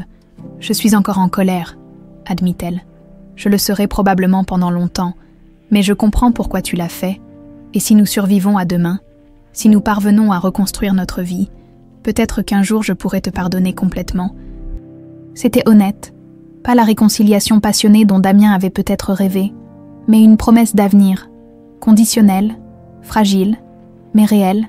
Cette nuit-là, ils dormirent séparément. Inès dans la chambre d'amis, Damien sur le canapé du salon, mais juste avant l'aube, Inès fut réveillée par la sonnerie stridente du téléphone. C'était Gisèle, sa voix paniquée résonnant dans l'obscurité. « Jules a disparu, il n'est plus dans sa chambre, les gardes n'ont rien vu. » Le monde d'Inès s'effondra. Un seul nom résonnait dans son esprit, terrible et menaçant. Armand, comment a-t-il pu disparaître? La voix de Damien tremblait de rage et de peur. Les gardes, les caméras, le système d'alarme. Gisèle, à l'autre bout de la ligne qu'Inès avait mise en haut-parleur, tentait de garder son calme. Tout fonctionnait normalement. J'ai vérifié Jules à minuit, il dormait, à 5h30. Quand je me suis levée, sa chambre était vide, la fenêtre était ouverte. Mais c'est impossible qu'il soit sorti par là. Nous sommes au 1er étage, et il n'y a aucune trace d'échelle ou de corde. Il a été enlevé, murmura Inès, la terreur lui nouant l'estomac. Armand a pris mon fils. Comme pour confirmer ses pires craintes, le téléphone de Damien sonna. Un numéro inconnu. « Mets le haut-parleur », ordonna Inès. Damien décrocha, activant immédiatement le haut-parleur. « Allô ? Bonjour, Damien. » La voix était posée, presque cordiale, celle d'un homme d'affaires discutant d'un contrat ordinaire. Ou devrais-je dire, le fantôme. « Armand. » Le visage de Damien se durcit instantanément. « Où est mon fils ? Ton fils ?» Un rire sec résonna dans l'appareil. « Tu as abandonné tout droit sur ce garçon quand tu as choisi de disparaître, mais rassure-toi, le jeune Jules est en parfaite santé, pour l'instant. » Inès s'agrippa au bras de Damien, ses ongles s'enfonçant dans sa chair. « Que veux-tu » demanda Damien, luttant pour maîtriser sa voix. « Ce que j'ai toujours voulu, que tu disparaisses, définitivement cette fois. » Le ton d'Armand se fit plus tranchant. « Et tous les documents que tu as rassemblés contre moi, tous. Comment savais-tu ? Pour ta petite enquête. » Armand émit un claquement de langue désapprobateur. « Tu me déçois, Damien. Tu croyais vraiment pouvoir manœuvrer dans l'ombre pendant 8 ans sans que je le sache. Je t'observais. J'attendais de voir jusqu'où tu irais. » Un frisson glacé parcourut les chines d'Inès. Armand les avait laissés faire, comme un chat jouant avec une souris. « Si tu touches à un seul cheveu de mon fils, » menaça Damien. « Tu n'es pas en position de faire des menaces, » coupa sèchement Armand. « Voici mes conditions. Tous les documents originaux et leurs copies, toi qui te présentes à mon bureau, seul, à midi. Ensuite, tu disparaîtras à nouveau. Mais cette fois-ci pour de bon. Tu quitteras la France et tu ne reviendras jamais. Si tu respectes ces conditions, je libérerai le garçon. » « Comment pouvons-nous être sûrs que tu tiendras parole ?» intervint Inès, incapable de se contenir plus longtemps. « Ah, Inès !» La voix d'Armand prit un ton doucereux qui lui donna la nausée. La pauvre veuve éplorée qui n'était pas si veuve que ça. « Ne t'inquiète pas, ma chère. Je n'ai aucun intérêt à garder cet enfant. Il me suffit d'éliminer la menace que représente ton mari. Je veux parler à Jules, » exigea-t-elle. Tout de suite, il y eut un silence, puis un bruissement, et enfin la voix tremblante de Jules résonna dans l'appareil. « Maman, Jules, mon chéri, est-ce que tu vas bien? Est-ce qu'ils t'ont fait du mal? »« Non, je vais bien, » répondit l'enfant, sa voix étonnamment composée malgré la situation. « Ne t'inquiète pas pour moi. »« Ça suffit, » intervint Armand, reprenant le téléphone. « Tu as entendu ton fils, Inès. Il va bien. Et il continuera d'aller bien si Damien fait ce qu'il doit faire. Midi, mon bureau, les documents, et ta promesse de disparaître. » Il raccrocha, laissant Inès et Damien figés dans un silence horrifié. « Il va tuer Jules quoi qu'il arrive, » murmura Inès. « Dès qu'il aura les documents, il n'aura plus besoin de lui comme monnaie d'échange. » Damien acquiesça sombrement. Armand ne laisse jamais de témoin, jamais. Le téléphone sonna à nouveau. Marc cette fois. « J'ai entendu pour Jules, » dit-il sans préambule. « Sophie vient de me prévenir. Elle a des contacts qui surveillaient la maison en Normandie. » « Sophie, » la voix d'Inès se teinta d'amertume. « Ta fantastique sécurité a échoué, Marc. Mon fils a été enlevé sous le nez de tes gardes. »« Ce n'est pas ce qui s'est passé, » répondit Marc. « Selon Sophie, Jules est parti volontairement, il a utilisé le code de sécurité pour désactiver l'alarme et était monté dans une voiture qui l'attendait. Cette révélation les laissa stupéfaits. « Impossible !» balbutia Inès. « Jules ne partirait jamais de son plein gré avec des inconnus. » « Pas des inconnus, » corrigea Marc. « La description que nous avons, c'était Sophie elle-même qui conduisait la voiture. » Le monde sembla vaciller sous les pieds d'Inès. « Sophie, ma Sophie, elle a enlevé mon fils. »« Ou elle travaille avec Armand depuis le début, » suggéra sombrement Damien. « Peut-être que tout, son aide, son prétendu lien familial, sa loyauté, n'était qu'un piège élaboré. » Inès refusait d'y croire. Malgré les mensonges, malgré les secrets, Sophie avait été son pilier pendant 8 ans. Elle avait séché ses larmes, gardé Jules d'innombrables fois, soutenu Inès quand tout semblait perdu. « Non, » dit-elle fermement, « il doit y avoir une autre explication. » Comme en réponse à ses pensées, son téléphone vibra. Un message de Sophie. « Ne fais confiance à personne, pas même à D ou M. Jules est en sécurité avec moi. RDV à 11h à notre endroit, viens seul. » Inès montra le message à Damien, dont le visage s'assombrit davantage. « C'est un piège, » décréta-t-il. « Sophie travaille pour Armand. Elle t'attire dans un guet-apens. Ou bien elle protège Jules de quelque chose que nous ignorons. » Contra Inès. « Notre endroit, c'est un code entre nous, un lieu que personne d'autre ne connaît. » Marc, qui avait rejoint l'appartement entre-temps, secouait la tête. « C'est trop risqué. Nous ne pouvons pas nous diviser maintenant. » Le plan était d'affronter Armand lors de la réunion du conseil, avec toutes nos preuves et notre témoin. Témoin qui n'est toujours pas arrivé, rappela Damien. Et maintenant, Armand a mon fils. Tout a changé. Les 3 adultes se regardèrent, chacun pesant les options, évaluant les risques. Le temps pressait. Il était déjà 9h30, dans moins de 3 heures. Damien était censé se rendre au bureau d'Armand. « Voilà ce que nous allons faire », décida finalement Damien. « Inès, tu vas rencontrer Sophie comme prévu. Si Jules est vraiment avec elle, découvre ce qu'elle sait. Marc et moi, nous préparerons notre confrontation avec Armand, sans les documents originaux, » précisa Marc. « Nous lui donnerons des copies, gardant les originaux comme assurance. Il saura que ce sont des copies, » objecta Inès. « Peu importe, » répondit Damien. « Nous ne jouons pas selon ces règles. L'objectif est de gagner du temps pendant que tu localises Jules. » Un plan commençait à prendre forme, risqué, imparfait, mais c'était leur seule chance. À 10h45, Inès se tenait devant le petit cimetière abandonné en périphérie de Paris. C'était leur endroit, le lieu où elle et Sophie venaient parfois se recueillir.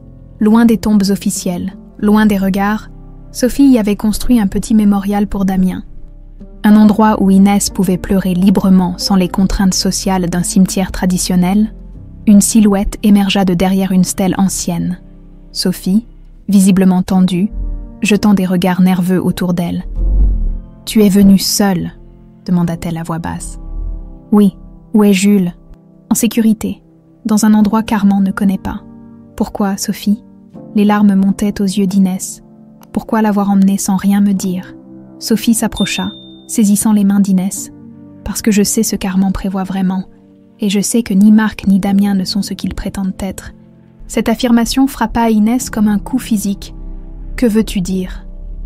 La mort de Damien, son retour, ta découverte de la photo, tout était orchestré, Inès, par Marc et Damien ensemble. « C'est absurde, » protesta Inès, retirant ses mains de celles de Sophie. Pourquoi Damien organiserait-il sa propre disparition puis son retour de cette façon ? Pour l'argent, pour le pouvoir. Sophie semblait désespérée de la convaincre. Quand Damien a hérité de l'entreprise, il était au bord de la faillite personnelle à cause de dettes de jeu, des dettes énormes. Marc lui a proposé un marché. Il paierait ses dettes en échange d'un contrôle sur l'entreprise Martel. Ils ont simulé la mort de Damien pour éviter les créanciers et pour écarter Armand du pouvoir. Inès secouait la tête, refusant d'y croire. Non, Damien n'aurait jamais fait ça. Jamais. J'ai des preuves, insista Sophie, sortant une enveloppe de sa poche. Des documents signés par Damien lui-même. Des relevés bancaires, des photos, tout est là. Hésitante, Inès prit l'enveloppe. Son contenu pouvait-il vraiment démolir tout ce qu'elle croyait savoir, qui disait la vérité dans cette histoire, où chacun semblait porter un masque? Et Jules dans tout ça? Pourquoi l'avoir pris? Le visage de Sophie s'adoucit.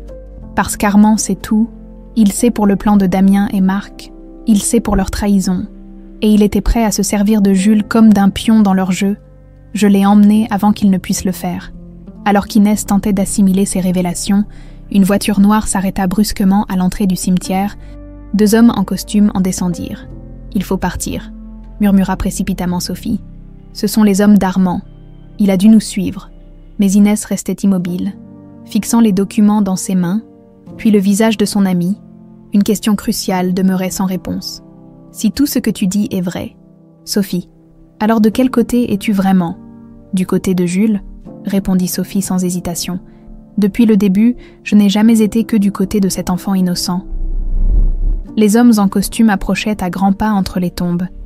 Inès glissa rapidement l'enveloppe dans sa poche et suivit Sophie qui l'entraînait vers l'arrière du cimetière. Par ici, elles se faufilèrent entre les stèles anciennes, prenant un étroit sentier dissimulé par la végétation. Une moto était garée là, cachée sous des branches. « Monte !» ordonna Sophie en enfourchant l'engin. « Ils ont dû tracer ton téléphone. » Inès hésita une fraction de seconde avant de grimper derrière son amie. Vrai ou faux, les révélations de Sophie avaient semé le doute dans son esprit. Et plus que tout, elle devait retrouver Jules. La moto démarra en trombe, s'éloignant du cimetière par un chemin de terre que les voitures ne pourraient ne pas emprunter. Les hommes d'Armand étaient déjà loin derrière elle quand Sophie s'engagea sur une route forestière.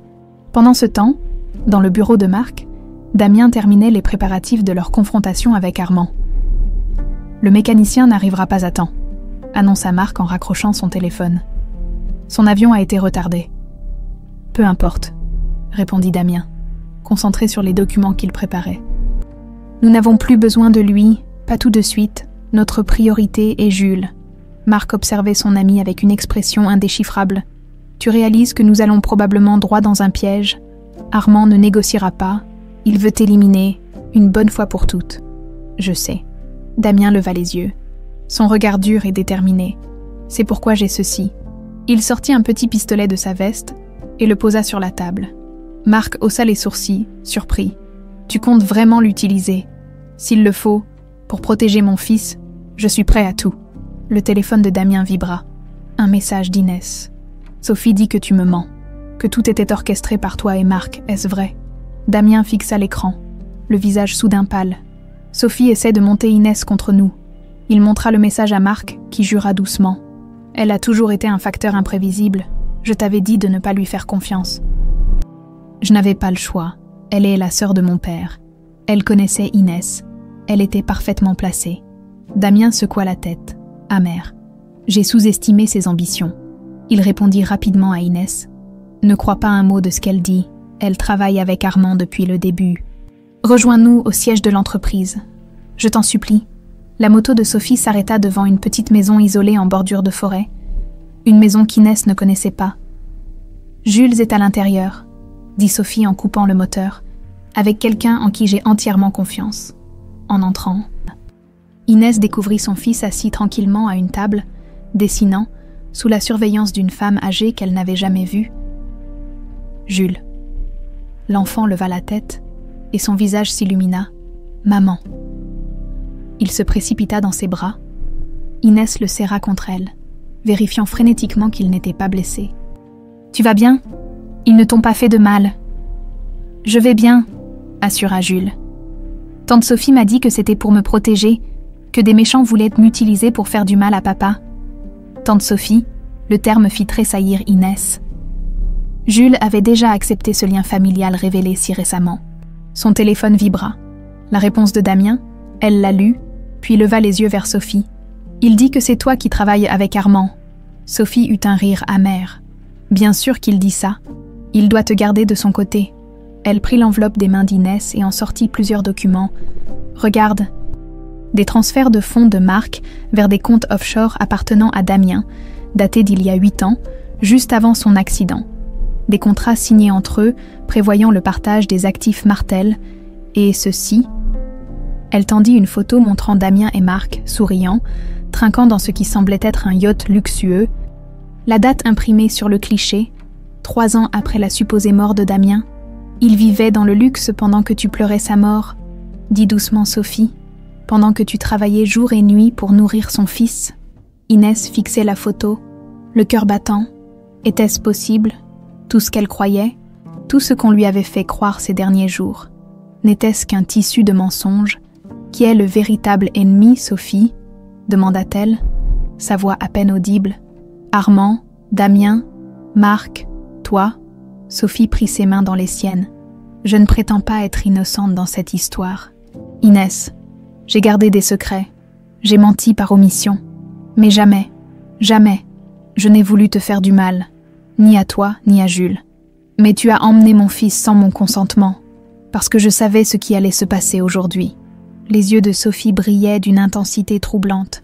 Armand, Marc et Damien vont s'affronter, et dans leur lutte pour le pouvoir, ils sont prêts à tout, y compris à sacrifier un enfant innocent. Inès regarda sa montre. 11h45.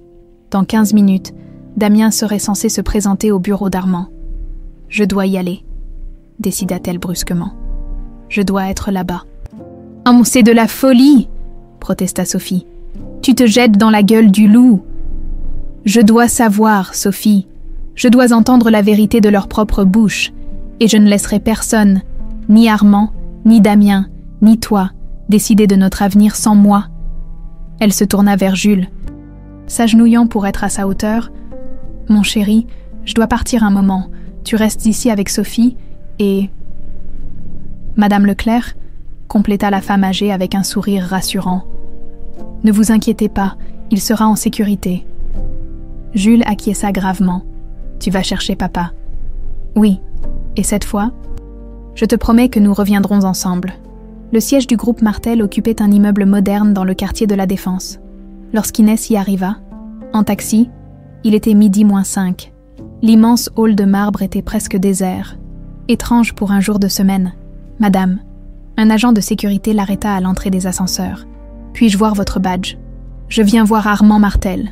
C'est urgent. » L'homme la dévisagea, puis consulta rapidement une tablette. « Votre nom, Inès Martel. » Une lueur de reconnaissance traversa le regard du garde. « Suivez-moi, madame.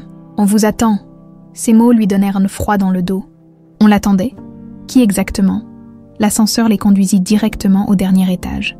L'agent de sécurité l'escorta jusqu'à une double porte massive, puis s'éclipsa discrètement. Inès hésita un instant avant de frapper. « Entrez », ordonna une voix forte de l'autre côté.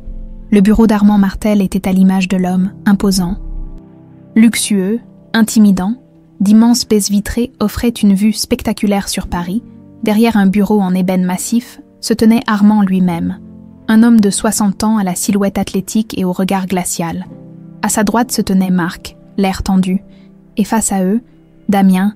Tous les regards se tournèrent vers Inès lorsqu'elle entra. « Inès !» s'exclama Damien, visiblement surpris. « Que fais-tu ici ? Je viens chercher la vérité, répondit-elle simplement. Armand émit un petit rire sec. La vérité ? Quelle notion charmante et naïve ! Il s'avança vers elle, l'examinant comme une curiosité. Alors, c'est vous, la fameuse Inès, la femme qui a réussi à faire perdre la tête à mon neveu au point de renoncer à tout ? Fortune, pouvoir, héritage. Impressionnant. Ne l'approchez pas, gronda Damien, faisant un pas en avant. Mais Armand l'ignora, continuant à fixer Inès. Savez-vous pourquoi vous êtes vraiment ici, Madame Martel ? Parce que votre présence garantit que Damien se comportera bien. Il ferait n'importe quoi pour vous protéger, n'est-ce pas ? Assez joué, Armand, intervint Marc.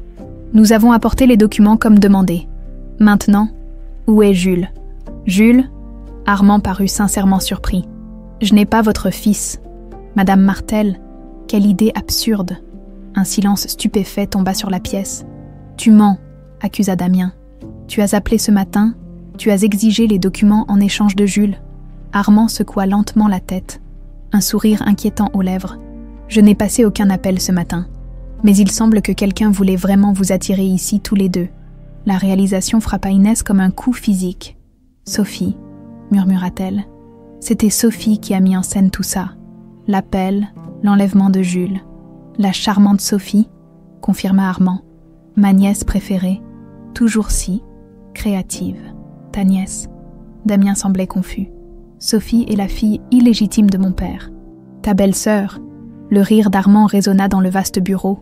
Est-ce vraiment ce qu'elle t'a raconté ? Sophie est ma fille, Damien, la fille que j'ai eue avec la maîtresse de ton père. L'ironie du sort, n'est-ce pas ? Cette révélation plongea la pièce dans un silence glacial. Pourquoi ? Demanda finalement Inès. Pourquoi cette mascarade ? Pour la même raison que tout se fait dans notre famille, répondit Armand, retournant derrière son bureau. Le pouvoir, Sophie a toujours voulu sa part du gâteau. Et quelle meilleure façon de l'obtenir que de dresser le neveu contre l'oncle, le mari contre la femme, le père contre le fils. Il sortit un dossier de son tiroir et le poussa vers eux. Pendant que vous vous déchiriez, que vous doutiez les uns des autres, elle a discrètement pris le contrôle de 17% des actions de l'entreprise. Ajouté aux miennes, cela nous donne la majorité absolue.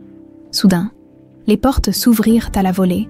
Sophie entra, un petit pistolet à la main, suivi de 2 hommes armés. « Bien joué, père », dit-elle avec un sourire glacial. « Tu as parfaitement exposé mon plan maintenant. Si tout le monde veut bien s'asseoir, nous allons régler cette affaire de famille une bonne fois pour toutes. » Le silence qui suivit l'entrée de Sophie était assourdissant. Dans cette pièce luxueuse dominant Paris, 4 personnes se retrouvaient prises au piège d'une 5e dont personne n'avait soupçonné les véritables intentions. « Jules » fut le premier mot d'Inès, la peur pour son fils éclipsant tout le reste. « En sécurité », répondit Sophie sans quitter des yeux les 3 hommes. « Plus en sécurité qu'ici, en tout cas. » Armand observait sa fille avec un mélange de fierté et de méfiance. « Impressionnant, ma chérie. Mais j'aurais préféré que tu m'informes de cette petite mise en scène. Nous aurions pu travailler ensemble. » Sophie eut un sourire glacial. « Comme tu as travaillé avec grand-père, avant de l'empoisonner pour prendre sa place, ou comme tu as travaillé avec ton frère, le père de Damien, avant d'orchestrer sa crise cardiaque. » Ces accusations firent l'effet d'une bombe. Damien serra les poings, son visage déformé par la rage. « Tu as tué mon père », gronda-t-il en direction d'Armand. « Et le tien aussi. Les affaires sont les affaires », répondit Armand avec un haussement d'épaule. « Ta naïveté m'étonnera toujours, Damien. Tu croyais vraiment que ton père était mort naturellement, un homme de 50 ans en parfaite santé. » Sophie agita son arme impatiemment. « Assez bavardé. Voici comment les choses vont se passer. Armand, tu vas signer cette déclaration admettant tes crimes, les meurtres, les fraudes, tout. Marc, tu admettras avoir aidé à dissimuler la fausse mort de Damien, et toi, cher cousin, tu reconnaîtras avoir abandonné ta famille pour protéger ta fortune. »« Je n'ai jamais, » commença Damien, mais Sophie l'interrompit. « Épargne-moi tes protestations. J'ai vu les transferts d'argent, les contrats, les photos de toi vivant dans le luxe pendant qu'Inès se tuait à la tâche. » Inès, qui était restée silencieuse jusqu'alors, s'avança d'un pas, ignorant l'arme pointée vers elle. « Sophie, je t'ai fait confiance pendant 8 ans. Je t'ai considérée comme ma meilleure amie, presque comme une sœur. Si tout cela n'était qu'un jeu pour toi, une manipulation. » Sa voix se brisa. Mais elle se reprit. « Au moins, dis-moi une chose honnêtement. Pourquoi ?» Le regard de Sophie s'adoucit légèrement face à celle qui avait été sa seule véritable amie. « Parce que cette entreprise me revient de droit, » répondit-elle.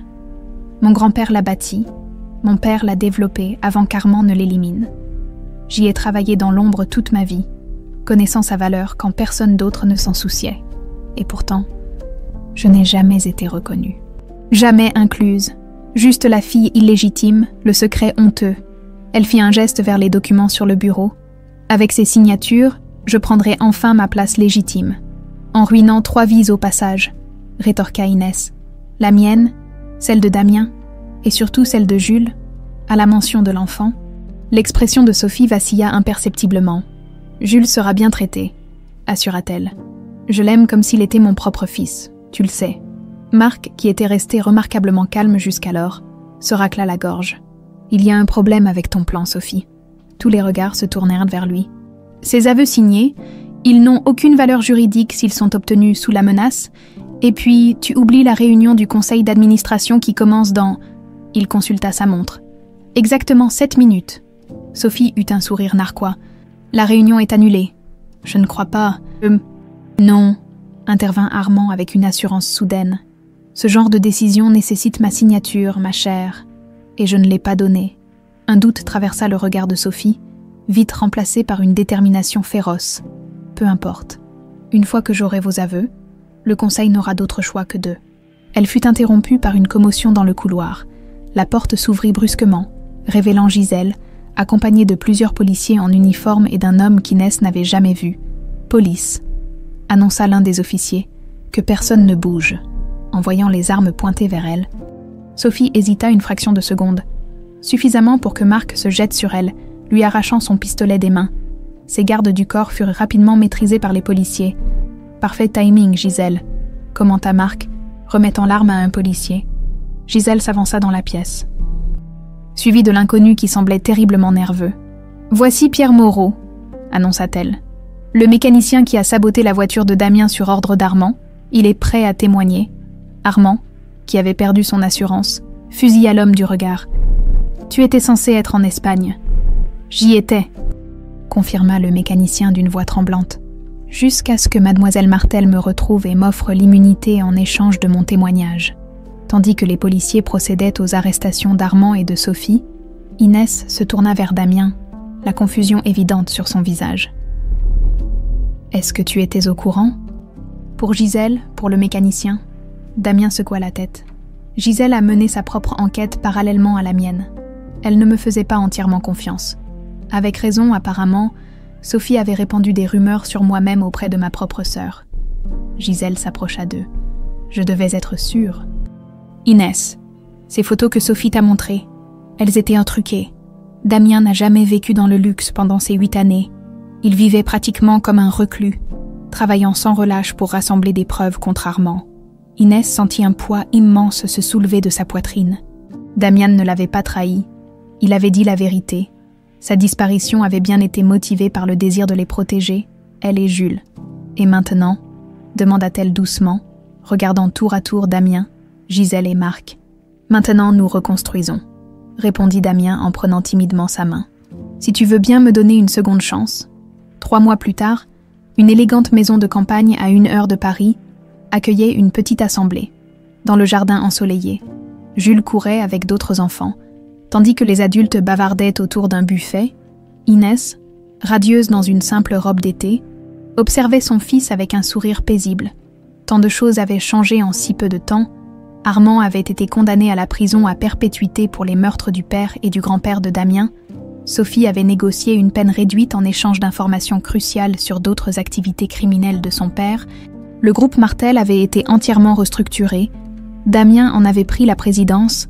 Avec Gisèle comme directrice générale, leur première décision avait été de créer une fondation pour soutenir les familles séparées par des circonstances tragiques, une façon de donner un sens à leur propre histoire. « À quoi penses-tu » demanda Damien en s'approchant, 2 verres de champagne à la main. Inès accepta le verre avec un sourire. « À tout ce chemin parcouru, à combien notre vie a changé. En mieux, j'espère. » Il y avait encore une pointe d'incertitude dans sa voix. même après ces mois de réconciliation progressive. En mieux, confirma-t-elle en se blottissant contre lui. Même si je te rappellerai ces 8 années chaque fois que tu laisseras traîner tes chaussettes. Damien rit, embrassant le haut de sa tête. Leur relation n'était pas revenue exactement à ce qu'elle était avant. C'était impossible après tant d'épreuves. Mais ils construisèrent quelque chose de nouveau, peut-être même de plus fort, fondé sur une compréhension plus profonde de ce qu'ils avaient failli perdre. Jules courut vers eux, les joues rouges d'excitation. « Papa, maman, venez voir ce que tante Gisèle m'a offert. » Ils suivirent leur fils jusqu'à la terrasse, où Gisèle attendait avec un petit chiot qui se tortillait dans ses bras. « Un labrador !» s'extasiait Jules. « Il est à moi, pour de vrai, confirma Damien en ébouriffant les cheveux de son fils. Mais c'est une grande responsabilité. Tandis que Jules promettait solennellement de prendre soin de son nouveau compagnon, Inès échangea un regard complice avec Gisèle. Leur relation à elles aussi avait évolué, de la méfiance à une amitié sincère, basée sur leur amour commun pour Damien et Jules. Plus tard ce soir-là, alors que la maison s'endormait enfin, Inès rejoignit Damien sur la terrasse. Il contemplait le ciel étoilé, perdu dans ses pensées. « Regrettes-tu parfois ?» demanda-t-elle doucement. « D'être revenu ?» Damien se tourna vers elle, surpris par la question. « Jamais. Chaque moment loin de vous était une torture. Revenir était la seule chose qui me maintenait en vie. » Il sortit de sa poche une petite boîte qu'il lui tendit. À l'intérieur se trouvait une alliance en platine, simple mais élégante. « Je sais que nous sommes toujours légalement mariés, » dit-il avec une certaine nervosité. « Mais j'aimerais renouveler nos vœux, recommencer, proprement cette fois, sans secret, sans mensonge. » Les larmes aux yeux, Inès prit la bague. « Oui, » murmura-t-elle, « un nouveau départ. » Alors qu'il scellait cette promesse d'un baiser, une enveloppe glissa sous la porte d'entrée. Ce n'est que le lendemain matin qu'ils la découvrirent. Une simple photo d'Armand, souriant depuis sa cellule de prison, avec au verso ces mots troublants. Certains secrets restent encore enterrés. À bientôt. Mais cette menace, aussi inquiétante soit-elle, semblait lointaine en ce matin ensoleillé. Leur famille, enfin réunie, avait traversé le feu et en était sortie plus forte. Quels que soient les secrets encore cachés, ils les affronteraient ensemble. Car l'amour véritable, comme l'avait découvert Inès, ne meurt jamais vraiment. Parfois, il disparaît dans les cendres, attendant patiemment le moment de renaître, plus brillant et plus fort qu'avant.